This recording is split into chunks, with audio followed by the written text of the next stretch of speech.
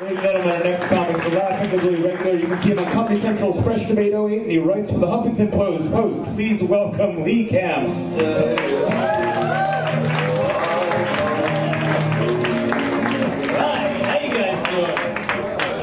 Good. Hope you like the vest. I have to wear this or I look homeless. Without the vest, homeless guy. With the vest, homeless guy had to do a job interview. So it's completely different.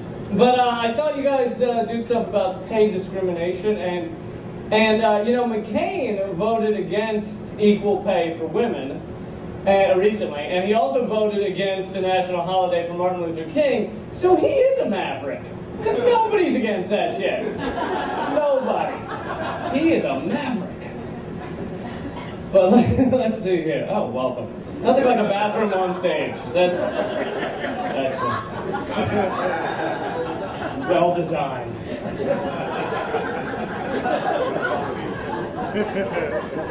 So let's see, what else? So, immigration is a big issue this year. Not really, but we can pretend that it's a big problem. You know, once a month the news gets everybody hyped up because once a month they have to show that footage of a Haitian guy trying to swim onto the coast of Florida. I say let them in. Those guys spent a year of their lives turning a truck into a boat. That's what this country needs, is some more MacGyvers. Those guys are resourceful. They turned a truck into a boat. Half of our current citizens couldn't turn a truck left.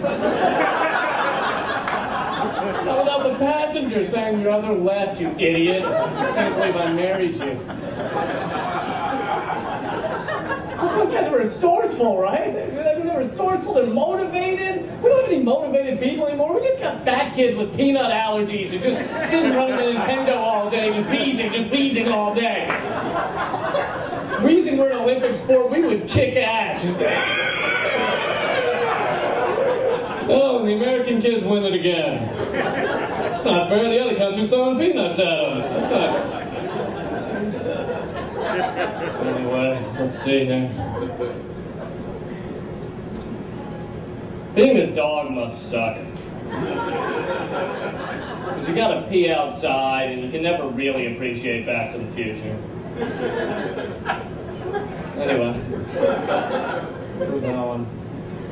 You see the Supreme Court decision this week that Exxon should pay $500 million in damages instead of $2.5 billion. And you know, people are freaking out. They're like, why would you cut the damages to so little? But do you know how long it takes them to make $500 million? An afternoon, all right? Literally an afternoon. Come on, what do you want from them? You want them to bleed? Haven't they given enough? Seriously, $500 million. Think about how much money, give you an idea of how much money that is. That's $499 million more than $1 million. It's a shitload of money. And you know, people are all like, well, what about all the millions of animals that died? But, you know, otters are douchebags, all right? Have you ever talked to an otter? Yeah, they look cute and they knock a ball around, but you get near them, they'll bite the shit out of you. They will. So all Exxon did was weed out some sea bitches and river douchebags. That's all they did. You know, plus no one's getting on the animals about trying to smuggle all that oil away in their lungs. All right? They were trying to steal sweet, sweet black gold in their cardiovascular systems. Why don't we go after them? Too soon? No one cares about the Supreme Court decision. How sad is that? But in 1989, people cared because you could see the footage of the animals in oil. You know that would get people's attention if the oily animals nominated a representative to stumble up the steps of Congress. You know, just like a bald eagle covered in oil. It was like, look at what they did. Isn't this some shit? And wouldn't that be the perfect new logo for America? Just a bald eagle covered in oil? With an arrow in its ass and a flag that says Nike. Be hot.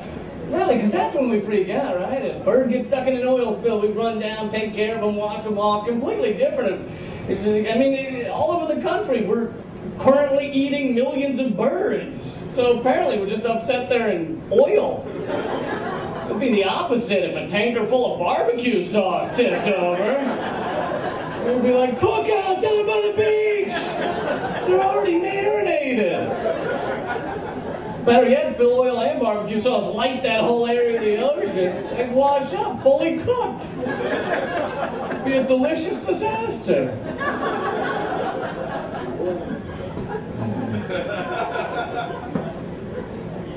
I was just down in Guatemala, and even there, Guatemalans do the yard work. I would have thought it'd be white suburban douchebags. Anyway. What else happened this week? Did you see this was yesterday, the polygamous sect that was in the news in Texas? They're now putting out a line of baby clothes. I'm not kidding. A line of the little house on the prairie clothing for kids to wear. That's what's sick about what we do now. We just make everybody a celebrity. Even pedophiles. I mean, they're marrying 13-year-olds. And apparently this sect figured out that while they were in the news, people were going into clothing stores and being like, look, I saw a pedophile on the news. And he was wearing this adorable little... I hope this trend spreads. Won't that be great? You know, the meth addicts line of pantaloons for fancy lads. The wife beaters, line of wife beaters for young wife beaters. Wait, how did we accept wife beater as a clothing term? As a country, we're just fine with that now. And you know, originally it got that name because guys were wearing them and beating their wives, which is awful, and what an odd group of guys to have their own uniform. We all got together one day and we were, listen guys, we need an outfit we can all wear. We look like a team here. There's no I in wife beater. There might be, I can't read it. It's like the redneck scarlet letter. So.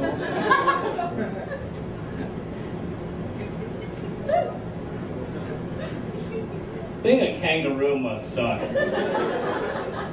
You're born with a fanny pack. It's like a horse born with black socks and sandals.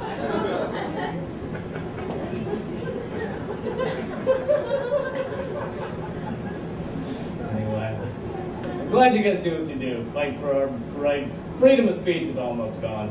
But we can have a gun, you know? So they're saying, if you're angry at someone, don't yell at them, shoot at them. That's what we're saying. You know, I guess the World Press Freedom Index puts out this list of rates the countries on how free the press is. And in 2002, we were like 17. Now we're 53rd. We're behind countries like Japan, Lithuania, Ghana, Mali. Mali doesn't even have pencils.